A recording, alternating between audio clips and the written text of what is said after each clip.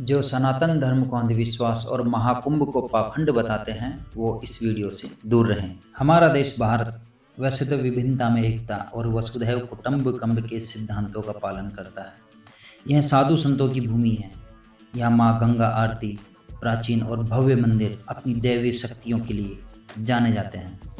यहाँ भक्त और भगवान का एक अनोखा संबंध होता है। भक्त अपने भगवान से मिलकर भाव विभोर हो जाते हैं। जयपुर से 720 किलोमीटर दूर और देश की राजधानी दिल्ली से 680 किलोमीटर दूर स्थित है एक ऐसा स्थान जिसे हम प्रयागराज के नाम से जानते हैं। प्रयागराज उत्तर प्रदेश राज्य में पड़ता है।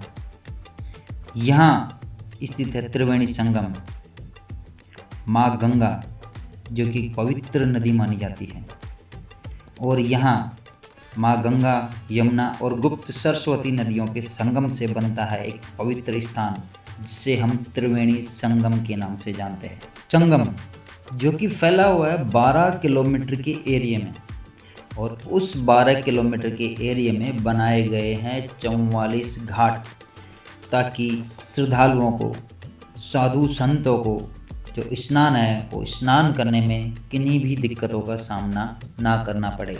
हमारी आस्था का प्रतीक महाकुंभ जो कि आता है 12 वर्षों बाद। समुद्र मंथन के दौरान जब भगवान धन्वंतरी अमृत का कलश लेकर प्रकट हुए, उस समय देव और असुरों में एक युद्ध सा छिड़ गया, और उसी झीना झपटी के अंदर अमृत कलश में से अमृत की कुछ बूंदें धरती के 4 स्थानों पर पड़ी, जिनमें आते हैं प्रयागराज, हरिद्वार, उज्जैन और नासिक। कहा जाता है कि इन्हीं चारों स्थानों पर हर 12 साल बाद कुंभ का एक भव्य आयोजन होता है।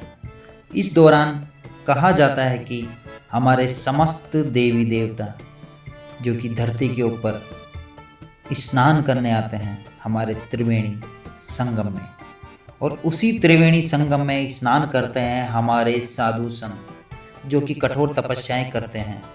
माँ गंगा आप सब जानते हैं एक पवित्र नदी है, और उस पवित्र नदी के अंदर इस दौरान हमारे जो देवी देवता, हमारे जो साधु संत स्नान करते हैं, वो गंगा मैया को और भी पवित्र करते हैं, और उसी जल से मनुष्य यानी हम भी स्नान करते हैं।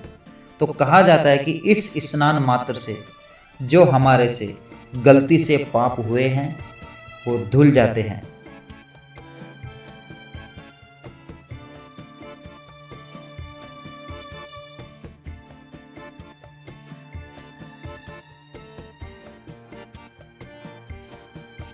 संगम हमारा 2 नदियाँ गंगा और जमुना, तो इसलिए हमारी विलुप्त हो चुकी हैं सरस्वती। तो 3 नदियों का मिलन है, जबकि यहाँ वर्तमान में आप देखेंगे तो हमारी 2 नदियाँ मिल रही हैं।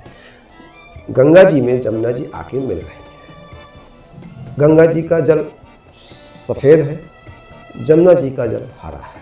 मिलने के बाद वो हमारी बन गई त्रिवेणी धारा। वहाँ पर हम स्नान करते हैं। और हमारे देश में संगम यही एक स्थान है। बाकी तो और कई जगह नदियाँ मिलती हैं, लेकिन जो महत्व हमारे प्रयागराज में संगम का है वो और कहीं नहीं है। तो यहाँ पर हर आदमी की इच्छा होती है कि हम संगम में स्नान करें। त्रिवेणी हम बोलते हैं क्योंकि गंगा, जमुना और सरस्वती 3 धाराओं का संगम है, इसलिए इसको हम त्रिवेणी भी कहते हैं। हाँ, त्रिवेणी संगम।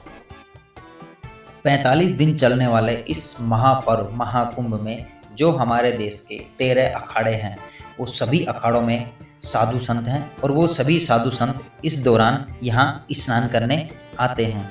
सनातन धर्म का महापर्व जिसे हम महाकुंभ कहते हैं, और इस महाकुंभ में देश ही नहीं विदेश के लोगों ने भी आके आस्था की डुबकी लगाई है। और इस 2025 महाकुंभ ने अपने आप में एक रिकॉर्ड बनाया है, जिसके दौरान 55 करोड़ लोगों से ज़्यादा ने आस्था की डुबकी लगाई है इस महाकुंभ 2025 में।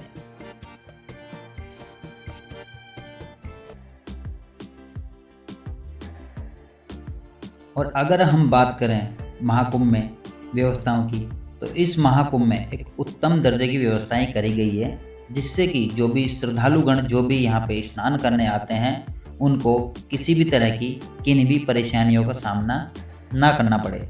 इसके लिए यहाँ पे प्रशासन ने पूरी व्यवस्थाएं की हैं।